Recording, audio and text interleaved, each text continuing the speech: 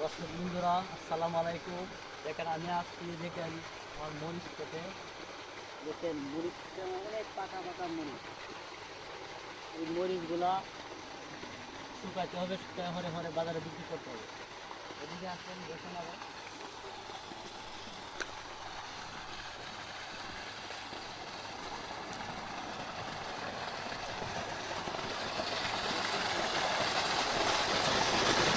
পাম্পের মেশিন, পানির মেশিন, এখানে ক্ষেতের পানি দেওয়ার জন্য। খেতে পানি না দিলে এগুলা ফসল বাঁচানো সম্ভব না, তাই পানির ব্যবস্থা আছে।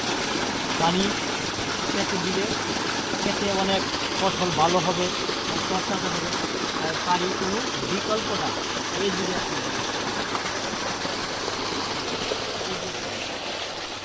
পানি দেওয়ার পরে দেখেন আমাদের জমিগুলা কেমন এরকম হচ্ছে, এরকম সুন্দর।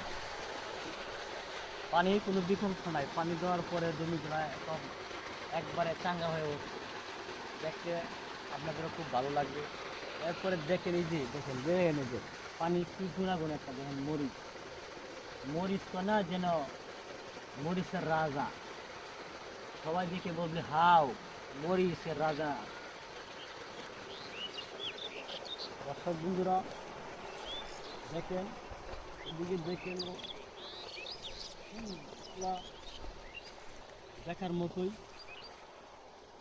আমাদের এইগুলা অনেক পরিশ্রম খাটনির পরে এগুলা ফসল আমাদের আসছে, কারণ পরিশ্রম ছাড়া কোনো কিছু উন্নত করা সম্ভব না।